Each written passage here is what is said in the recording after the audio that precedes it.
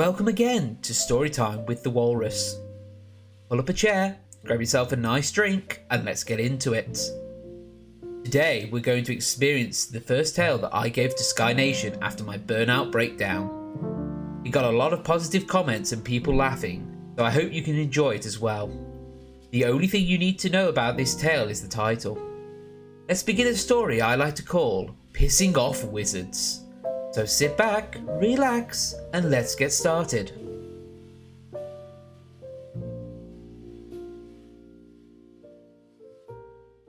They say you should never annoy a wizard. I have made a career of it. Wizards are known to be pretentious, crazy, filled with malice. Above all else, they're powerful, and they enjoy a good grudge.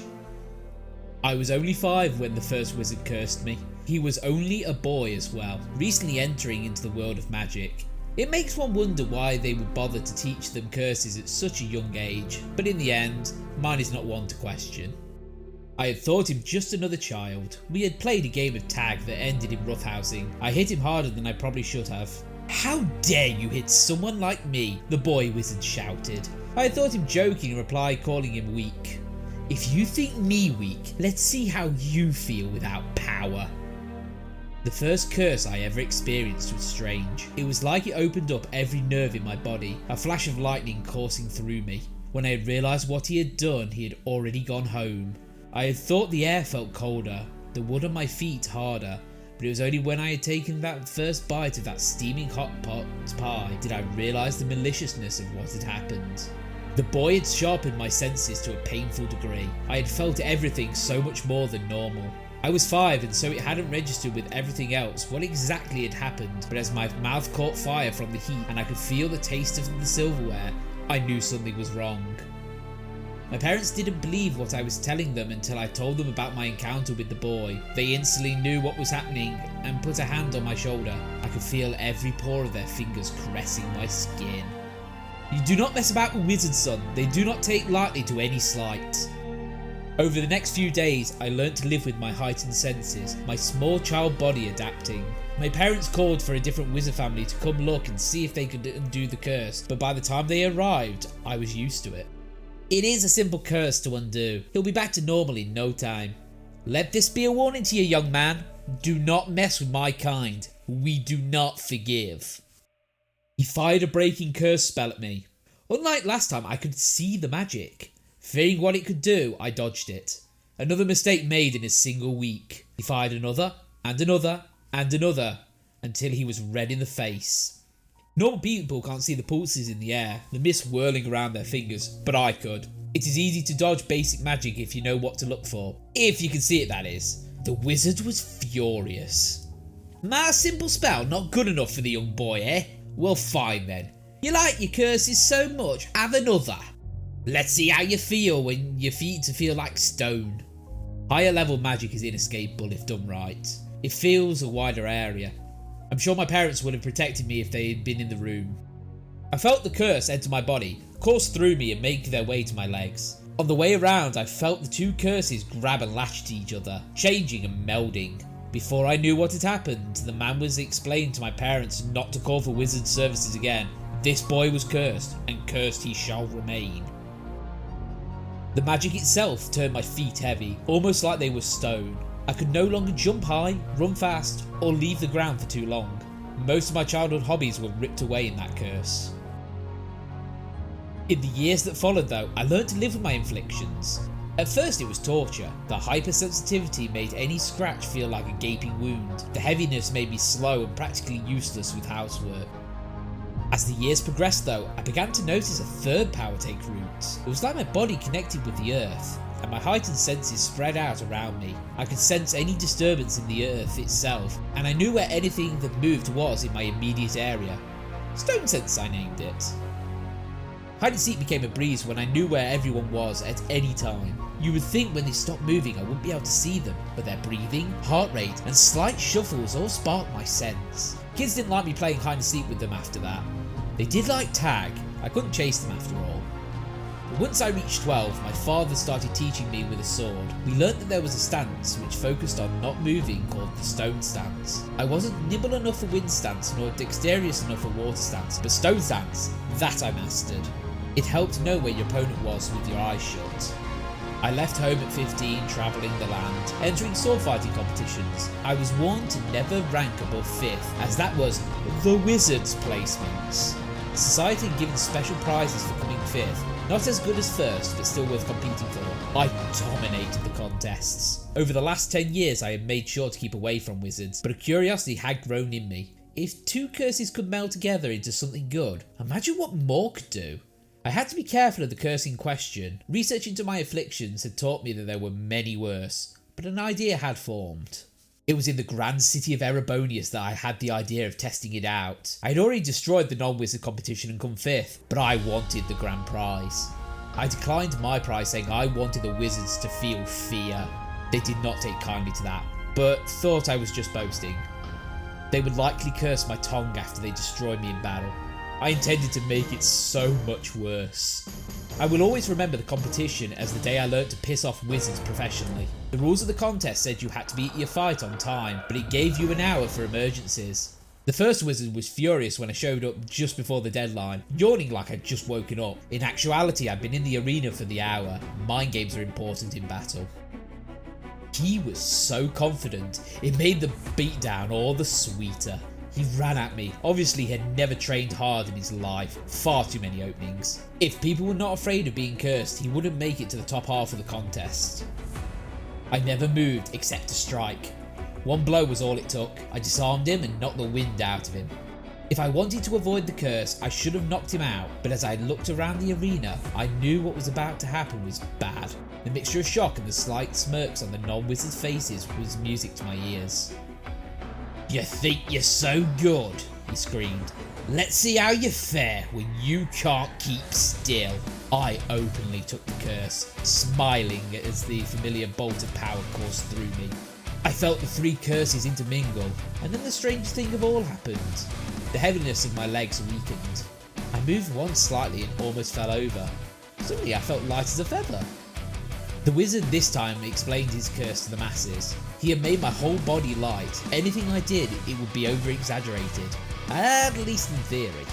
Turns out when 2 opposing curses mingle, it creates a boom. I was back to myself. Well, the myself that had existed at 5. My body could move freely again, but more than that, it was like I could turn on and off how light or heavy I needed to be. It was too early to learn that though, and in the next match, unaccustomed to my body, I was beaten. Another curse was attached to me that day, the curse of silence. This one I hated. I could no longer talk, the wizards deciding it's an inappropriate curse for talking myself up. It was so much harder to deal with the endless silence on long journeys than anything. Thankfully, I knew there was a reverse version of the curse, so in the next town and the next tournament, I plotted. I'd spent the travels training my new power, harnessing it and mastering it as much as I could in but a few days. The next tournament was easier. Now I could use my stone stance effectively again. When it came to the wizards rounds, I refused my money, just staring them down. They didn't know the curse of silence was in place. They thought I was saying, "These wizards are so weak I won't even bother talking to them." See, the thing about wizards is that they get offended by anything you do, so you might as well go all in. First, they curse me to always speak my mind. Once again, 2 overlapping curses. This time it created an actual magical ability. True ventriloquism. I could project my thoughts and my speech anywhere, so long as it didn't come from my mouth. Oh, how they feared me then. I've been cursed so much over the years, all of them mingling and creating new powers. A bounty has been placed on my head by the wizards. I am well known in their circles. They fear what they have created. No non-magical being can hold a kin to my power. I am the anti-wizard.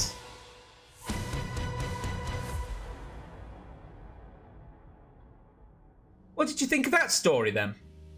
Honestly, it was this story that made me consider doing these narrations. When I did this story for Sky Nation, I enjoyed the story so much, and as I had a chat open, I could see they were laughing, which brought back my confidence once and for all. I'm ever so grateful for my writing friends. They're all wonderful people. So as of reading this, it is Monday the 9th of November, and what a week it has been. So, let's start off with the first. I'll do a little to explain how my brain works on writing in the process. I am bad at writing at home. I am bad at studying at home. I am bad at existing at home. I'm not afraid of those truths. They are who I am. The internet gave humanity great knowledge and cursed us with the ultimate tool of procrastination. It is our hubris which has caused this. So when I tell you work-wise, I had Sunday, Monday and Tuesday not sat at a desk, I accepted that the start of this week was going to be a dud. I wrote the prologue and intro to the narrator and tried to write the opening to the world, but they all just felt wrong. Personally, I couldn't find the concentration needed to actually write anything. Whereas those pieces plus one other that I am also unimpressed with exist and are part of the word count, I'm going to go back and rewrite them. We do not deal with half measures, even with something as time restrained as NaNoWriMo. I like my narrator though. He is enjoying the world's end because it proved that he was right all along. He is bitter, vindictive and ready to see the end come through. I like the world lore I created. That chapter needs work since it's not the best. I was getting to know the gods though, but in the end the framework was perfect for setting up the world. We do not talk about the other story. Once we finish the 10 Tales, I'm burning that one to the ground. Anyway, by Tuesday I was lagging behind. I didn't actually put word to page the entirety of Tuesday, realising it wasn't working. I was starting to get a bit dejected. Wednesday was the start of work. Those of you who don't know me, I worked as an assistant language teacher in Japan. The wheres and whys we can deal with in a future vlog sometime if you guys want me to. Comment below if that's your jam. Anyway, the job's low maintenance these days. I'll drop everything I was doing to get my job completed though. Work comes before pleasure in the workplace after all. None of them mind as I tip-tap away on my work laptop though. In fact, one teacher who knows about Nano is encouraging me to write more. On that first day I wrote 4,200 words, a tale of man and monsters that I am proud of. Thursday I wrote 3,800 words. I was halfway through when school finished, so I went to a cafe and just sat there. Suddenly it was 4 PM and I had written the most vindictive protagonist that I think I ever willed into existence. It was meant to be a fun little tale. I have no idea how that got so out of control. Friday. Oh, Friday was a day. I woke up more awake than ever and started chatting to Sky Nation. See, I've had an on-running joke with everyone about prologues, thus why mine is 3 words long. The joke formed an idea. I'd always planned to let my last tale be a kaiju tale, but a part of me couldn't decide on what I wanted it to look like. I joked about my prologue. Banana, he screamed, linking back to it, throwing people completely off. That morning I wrote, today is the day I write Banana Kaiju. I'm sure everyone had a good giggle. Anyway, 4,600 words and a destroyed arm and mind later, I sent them a final update. It is finished and it is my magnum opus. Then Saturday came. Now, some of you may note, Saturday? Surely that is a bad day. And you would be right, except for one small matter. Saturday is Sky Nation Writing Sprint Day, a day I cherish. The story you heard today came from that. Renee, a fantastic author, linked to her published work in the description, hosts it, and we all abide by certain rules. 20 to 30 minutes we sit there and write with each other in complete silence, unless you like music. I don't, it distracts and it makes me think of other things to listen to. And then, should we be willing, we share our stories. It was learning to share my stories that made Storytime with the Walrus a thing. Thank you Renee, and thank you Sky Nation. By the time we ended, I was at 2,500 words, a few laughs from my community, and hadn't even scratched the surface of this story. This weekend was the first time I worked at home undistracted. It was amazing. It was a story about dance and magic, one I don't understand, and one I don't need to understand. At first, it was one of my funny tales, but as the scenes went on, it morphed into something I thought I could never do. I wrote a romance. 8,700-ish words over 2 days. That's why I took today off. But what a story. I had said Banana Kaiju was my magnum opus, and over the next 2 days, I destroyed it in its entirety. A sad but fun point of NaNoWriMo for me. Anyway, as of today, we sit around 25,000 words, almost halfway done, with 5 more stories to write or rewrite. If you asked me how Nano was going right now, I'd say amazing, but I want to take a moment of caution. I am an outlier in this event. It is hard and people struggle. There is nothing wrong with that. If you are doing NaNoWriMo, please don't compare yourself to me. If I wasn't writing anthology, I would be in a much worse position. I'm just playing to my strength. If I had to give some words of courage, be proud if you have written 1 word or 1 million. Every word you write is one that did not exist before. Every step you take should be celebrated.